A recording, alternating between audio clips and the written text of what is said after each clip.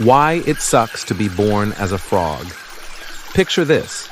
You have just entered the world, and by world, I mean a slimy puddle in the middle of nowhere. Congratulations, you're a frog egg. Don't get too excited, though. Your mom didn't exactly pick a 5-star hotel for you. Nope, she dropped you off in a stagnant pool, surrounded by hundreds of your equally unlucky siblings. Your neighbors, hungry fish, insects, and the occasional heron with a hankering for an omelet. Oh, and did I mention you can't move? Yep, you're just a floating blob at the mercy of nature. Living the dream. Fast forward a week and you finally hatch. Hooray.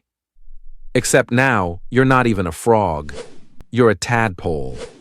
Think of it as the awkward puberty phase of frog life. You're basically a head with a tail, flopping around like someone hit the random button on evolution. Your sole purpose is to eat algae and not get eaten. It's a full-time job. Every day it's dodge this, wiggle away from that. Some dragonfly larva comes out of nowhere like, "Hey, free snack!" And you're left questioning why you even hatched in the first place. And let's not even talk about your diet. Algae? Really? That's your big debut meal? You don't even get to eat anything cool like insects or small fish yet. Just slimy, tasteless algae. You're out here gnawing on pond scum while the real predators are feasting like kings. But don't worry, things get better. Well, sort of. Eventually, you grow legs. Great, right? Not so fast. Now you're stuck in this horrifying transitional stage called froglet. Your body can't decide if it's aquatic or terrestrial, so you're flopping around like an amateur parkour enthusiast. Your tail? Still there, but it's shrinking. Your legs? All wobbly. And hopping? Let's just say it's less graceful leap and more drunk stumble. Meanwhile, every predator within a 5-mile radius is watching you like you're on the dessert menu. Oh, and let's talk about this so-called transition. You're technically amphibious, which is a fancy way of saying nature couldn't decide whether to make you a fish or a land animal, so you're stuck in this weird middle ground. You're not good at swimming anymore, and you're not great at being on land yet. Basically, you're useless everywhere. And when you finally become a full-fledged frog, life really takes a nosedive. First off, let's talk about your home. Frogs don't get cute burrows or cozy nests. No, you're stuck in a swamp. A muddy, stinky, mosquito-infested swamp. It's like living in a frat house, but instead of frat bros, it's other frogs constantly croaking, "Hey ladies!" at the top of their lungs. Speaking of, let's discuss dating. Frogs don't swipe right. Frogs yell. That's right. Your idea of flirting is screaming into the night, hoping someone, anyone, thinks it's sexy. And let me tell you, it's competitive. Some Chad frog with a louder croak will inevitably steal your girl while you're left sulking in the reeds.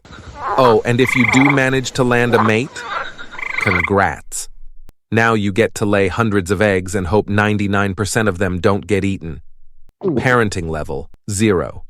But the true tragedy of being a frog? The predators. Everyone wants a piece of you.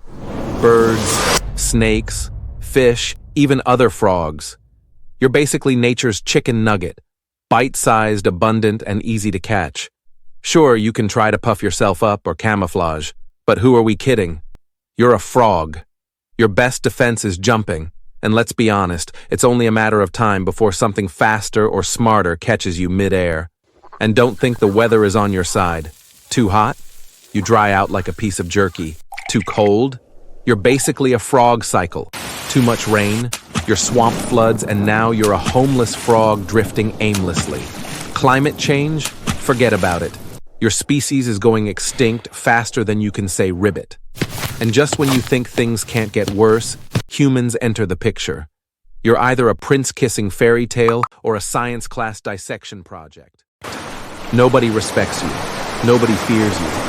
You're the butt of jokes and the subject of memes. You're the creature people mock with rubber toys and Halloween decorations. Oh, and if you're really unlucky, you will end up as dinner. Some fancy French chef will sauté your legs and serve them as a delicacy. Think about that, your legs. The one part of you that's actually useful gets chopped off and plated with garlic butter. Let's not forget your daily life is just gross. You're constantly damp.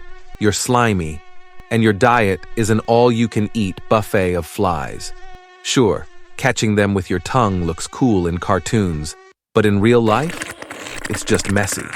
Your tongue is sticky, your aim isn't always great, and sometimes you accidentally swallow things you weren't aiming for.